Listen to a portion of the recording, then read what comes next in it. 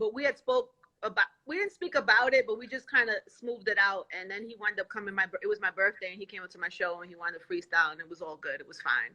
But I did my best to protect everybody in that space. Like everybody knows the story that I didn't air the whole thing because I was really worried about making it worse, and I just tried to do the best I could in that situation. And I think ultimately, that's all you could ever do, right? And if you know in your heart you try to do the right thing all the time, and you hope that people respect it. Because you guys were looked upon as, I'm telling you from an artist perspective. I love you as a sister brother. I'm not saying you, but Hot97 was looked upon as the evil empire at one point because it was the only game in town. It was no other station, and it was like, you better do what the fuck they say, or you're fucked. Do you know this to be true? I do know this to be true, but let me tell you, one of the things I'm most grateful for in that time is because we did have a lot of power. We were the only outlet. We were the only space. We were the only place giving hip hop artists a voice and a platform. In the biggest city in the world, the metropolitan of the world. It was a monopoly. It was a monopoly, and we were great. And it was me and Flex. We were young. It was prime. Flex was at the tunnel every Sunday. Like we had it. The smash was on smash. And the powers that be and the executives, they had a ton of power, because if you had a hip hop record, if Tracy or Steve or whoever was in charge at that time didn't like it, it was a real problem for a hip hop artist. So there was a lot of politics and a lot of shit that went on. But what I'm most proud about in surviving that time is I never really got caught up in the hype of that. I never really I don't know. I just had this weird thing, and maybe it comes from my mom, but I always had an understanding that whatever I gain and whatever I get in my career, it could be taken away in a second.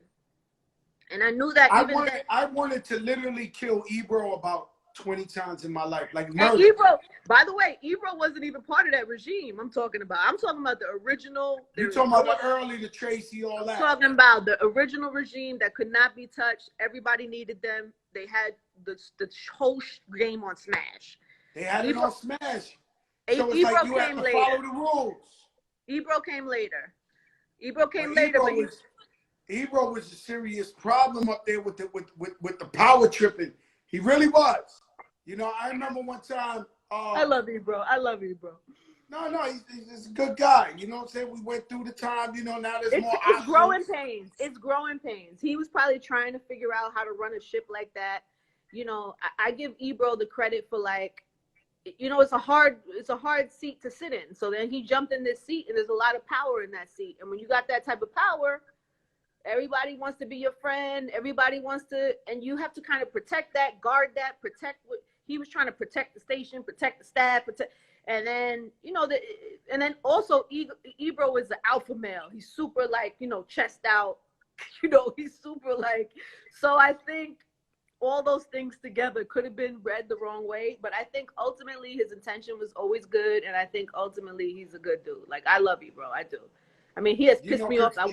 I've wanted to punch Ebro in the whole face, and he knows this. But also, I adore him at the same time. So, it is what it is. When I look at you, right, and I went off top, I didn't take down no notes, nothing of you. And I see, when I look at your face, right, from all the years I know you, I just see a bunch of ill moments, like Summer Jam, or when Nas and Jayz had the beef and they settled it on the radio, when Nas went into power and said he'll never come in. I see all this history in your face when I'm talking to you. It's just it's so many ways and angles to go where I'm just damn, Angie survived some shit. It's so crazy. Somebody just sent me, who was it? Oh, shout out to Ray, my boy Ray, my book publisher. He just sent me the audio 2 days ago. He had audio of the day that I did the Ether battle, the Jay Nas battle. He had just heard the audio for himself for the first time. He had just sent it to me, and I haven't heard it. But I haven't heard the audio. I was up there at the station with you guys. I was there. Me and K Slade was at the radio station on the air. So what happened was, you don't know this, we'll talk off the scenes with this one, but I was there. My album had just came out, and every week after your album came out, Hot 97 would schedule you to go up there and talk about your album, success, whatever the label.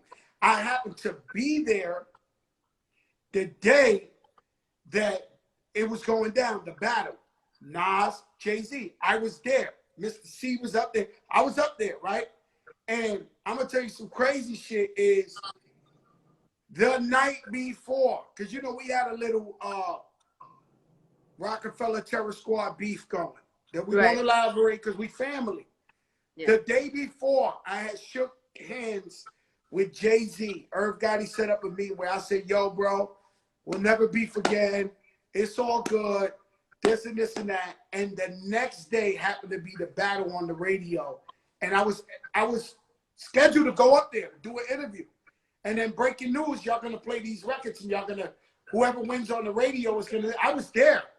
Like, and I didn't know. You know, I had a lot going on that day myself, Joey. So it was I don't know, but I was there. So when you listen to the audio, you're gonna hear me, right? And K Slade was there, and what happened was, you know, I was rocking with Nas a lot, you know, since I started out, and I went back on my word. Jay-Z's about the only person on the planet Earth I ever broke my word to, real talk. So I was up on the radio talking about, yo, Nas is winning, Nas is. And it was just, I looked so terrible for what I had just squashed the beef with him. But he didn't tell me it was going to be bombs over Baghdad the next day.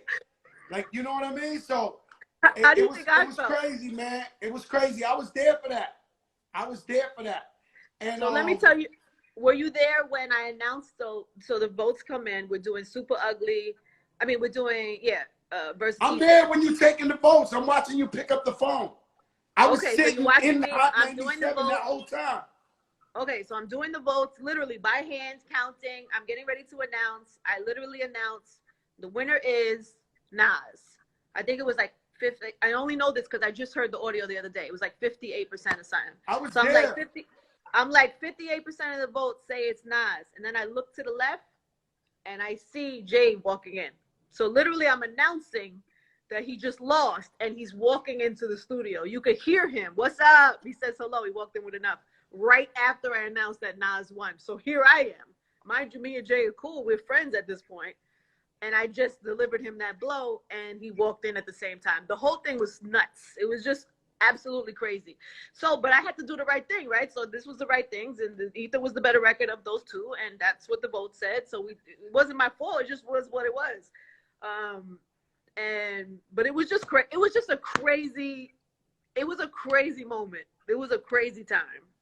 And to Jay's defense, after that was over, I was worried because I was like, damn, I think we probably not good, right? He probably feels some type of way.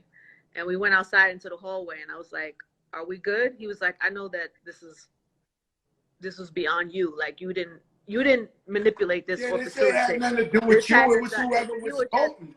He was like, and he looked at me in my face. He was like, I know that we good. I was like, cool. and then he left. And but I always had that enough respect for him and our relationship at that point that I wanted to just make sure we were good. This is what it is. There's nothing I could do, but my intention was not bad. You and Jay-Z, Rock Nation, you represented by Dez, not Rock Nation. Like you share a special bond with these guys. Like, yeah, you know, I never went to a Jay-Z show that Angie Martinez ain't there. Yeah, so man. Is Jay-Z your favorite rapper of all time?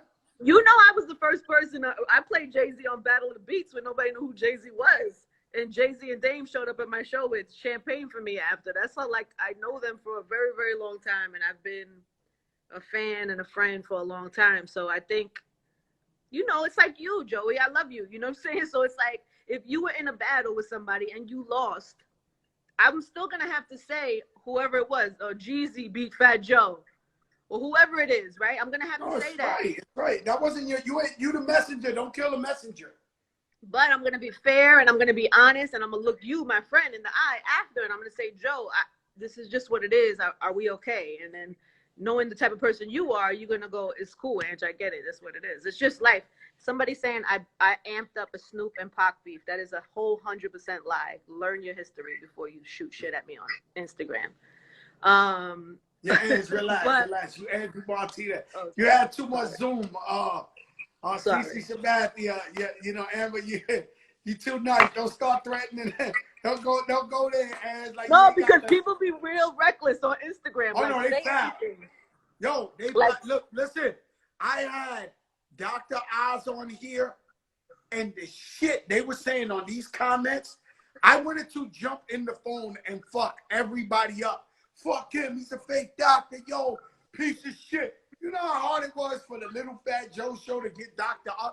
They was killing him on the comment. I was like, oh my God, like, please don't let him look at this thing right here. Like, he'll never come on again. And, you know, some people, you know, they get off on the saying the foulest shit. You know, they want that attention, you know? I know. I know. No, I know. I it's get hard. it. It's hard out here. What's up, mama?